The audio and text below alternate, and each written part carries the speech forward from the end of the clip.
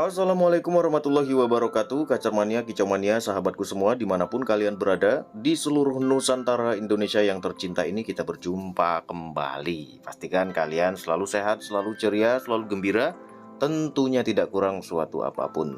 Sudah siap rokok dan kopi kalian teman-temanku? Nah ini tapi kita udah mau deket puasa nih teman-temanku. Nanti kalau kita pada saat puasa jangan ya teman-teman ya. Tapi kalau untuk kalian yang nggak puasa ya nggak apa-apa. Pada kesempatan kali ini saya akan menjawab satu pertanyaan yang menarik dari sahabat kita. Dan ini pertanyaan yang banyak sekali ditanyakan kepada saya di Facebook, Instagram, di WA. Banyak sekali yang DM saya. Pertanyaannya sama teman-temanku. Akhirnya ya udahlah, demi pemahaman ya kan, demi kecerdasan dan saya pun akan membahasnya. Pertanyaan ini datang dari nama akunnya Hakim Mustafa 3184. Mas Eko yang baik, izin bertanya. Oke, apakah burung yang dilombakan butuh birahi atau hanya burung yang ditangkarkan yang butuh birahi? Mohon dijabarkan Mas Eko. Oke, terima kasih Mas Hakim. Sebenarnya pertanyaan ini sangat mudah untuk dijawab, tapi sangat sulit untuk dijabarkan. Loh kok bisa seperti itu Mas Eko? Nah ini, kalau kita tidak memiliki pemahaman yang luas, maka akan sangat sulit untuk menjabarkan hal ini. Itulah mengapa ada yang mengatakan burung di lapangan itu nggak butuh birahi. Ada juga yang mengatakan burung yang dilombakan sangat butuh birahi. Ada juga yang mengatakan cuman burung yang ditangkarkan saja yang butuh birahi. Nah ini yang dengar pusing, yang jelasin juga bingung. Nah sama-sama bingung akhirnya, kan gitu. Tapi tenang teman-temanku, saya akan jabarkan secara lugas, secara ringan dan sesuai dengan kenyataannya. Nah, seru kan? Pertama-tama saya akan jawab secara mudah dulu. Burung yang dilombakan itu sangat membutuhkan birahi. Itu jawaban pertama. Kemudian burung yang ditangkarkan juga sangat membutuhkan yang namanya birahi. Loh kok bisa seperti itu? Bukannya birahi itu untuk kawin? Oke, nah ini. Ini yang saya sebut sebagai pemahaman yang masih rendah. Kalau pemahaman kita itu mentok di situ, maka kita bisa berdebat dari pagi sampai ke pagi lagi, nggak kelar, seminggu pun nggak kelar, bahkan berbulan-bulan, bertahun-tahun nggak kelar teman-temanku. Teman antara teman bisa gontok-gontokan gara-gara bahasin birahi, iya kan? Kenapa? Karena memahami makna birahi saja belum bisa. Kuncinya kita itu harus bisa memahami birahi ini apa, kemudian hubungannya kemana. Jadi baru bisa kita menjabarkan, menjelaskan secara lugas, secara keilmuan. Kan gitu. Birahi ini berhubungan dengan yang namanya hormon testosteron yang ada di dalam tubuh burung. Kan gitu. Ya kan? Berhubungan dengan yang namanya hormon testosteron yang ada di dalam tubuh burung. Nah, hormon testosteron ini bukan cuman untuk kawin saja. Nah ini. Jadi kita harus paham, hormon testosteron ini bukan hanya untuk kawin saja, tetapi fungsinya banyak teman-temanku. Makanya burung di lapangan dilombakan itu membutuhkan birahi, butuh yang namanya hormon testosteron. Hormon testosteron ini akan berhubungan dengan massa otot, ketahanan fisik, suara, volume, kristal nggak kristal. Ya kalian bisa merasakan sendiri ketika kita masih anak-anak, maka suara kita tuh tipis teman-temanku. Tetapi ketika kita sudah balik, sudah mulai dewasa, maka suara kita pun akan menebal. Apa yang mempengaruhi itu?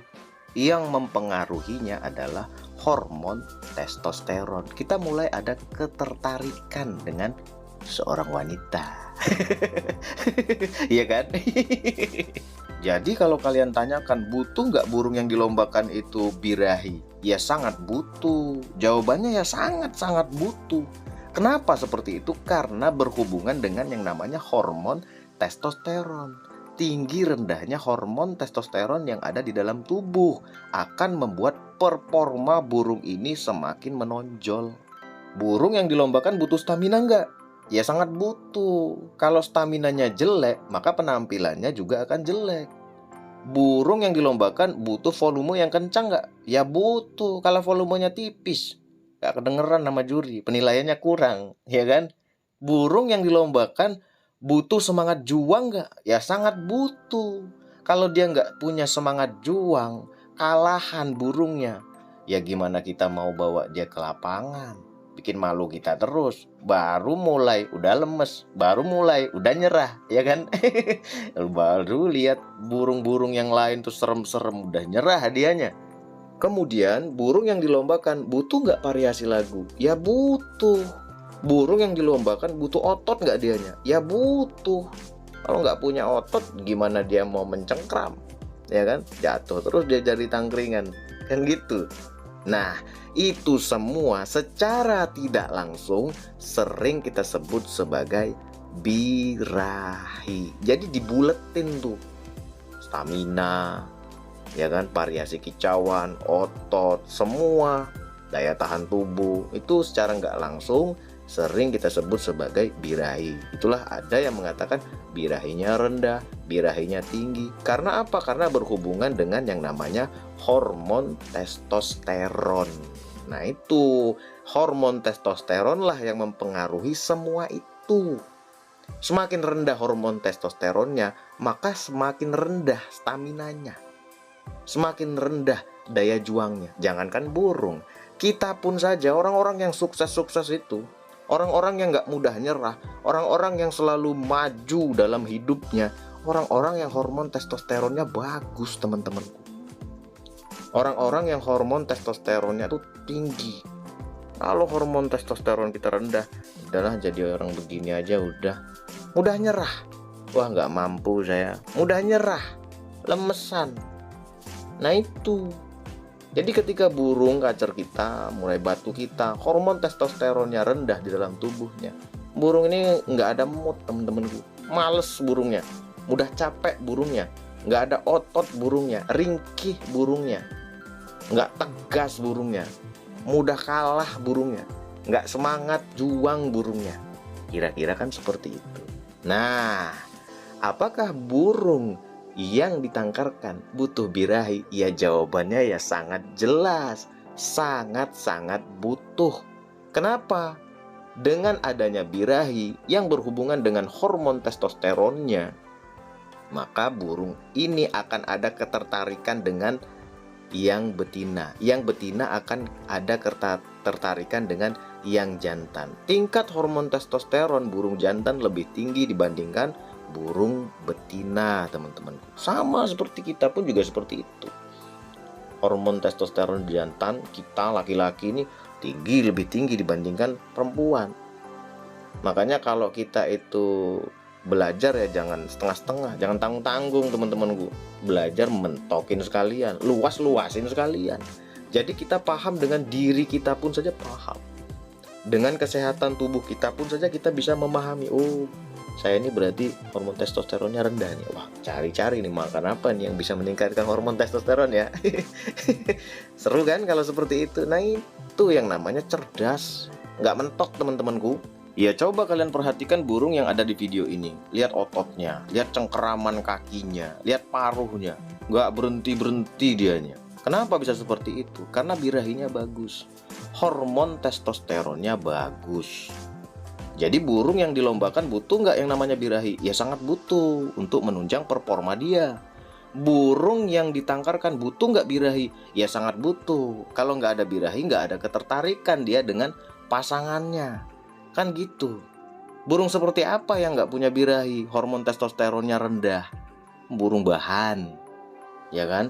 Burung bahan mana bisa dilombakan? Orang dia besar ketakutan dibandingkan keberanian, ya kan? Burung bahan itu burung yang tingkat hormon stresnya lebih mendominasi dibandingkan hormon testosteronnya. Mana ada kemauan dia berkicau, orang kita deketin aja dia gerabakan. Burung bahan, ya kan, yang masih liar kalian bawa ke lapangan, ya pecah-pecah mukanya, nggak mau bertarung dia. Jangankan bertarung, kawin aja dia nggak mau. Kenapa? Karena birahi nggak ada. Bisa nggak burung bahan ditangkarkan? Bisa, kalau tempatnya luas, membuat dia nyaman, luas tempatnya. Kalau tempatnya sempit seperti penangkaran-penangkaran yang kecil-kecil, dia nggak mau, teman-temanku. Kenapa? Karena dengan lingkungannya saja dia ketakutan. Butuh waktu lama supaya dia mau kawin dengan betinanya, punya ketertarikan dengan betinanya. Kenapa bisa seperti itu? Hormon testosteronnya rendah. Jadi gampang kan kita untuk memahaminya? Ketika pemahaman kita luas, nggak mentok teman-temanku. Nah, dari sini kalian bisa memahami, kalian bisa menjabarkan kalau disuruh jabarin kenapa burung kacer bahan itu nggak mau gacor, nggak mau bunyi. Kenapa bisa seperti itu? Karena tingkat hormon stresnya lebih mendominasi dibandingkan hormon testosteronnya, birahinya. Bagaimana caranya membuat burung ini bisa bunyi, bisa gacor, bisa buka ekor, bisa ngobra, mau narung? Maka kita harus membuatnya mampu beradaptasi sehingga hormon stresnya menurun, hormon testosteronnya baru bisa naik dan burung baru bisa ngobrol, baru mau gacor, baru mau buka ekor. Kan gitu. Enak kan?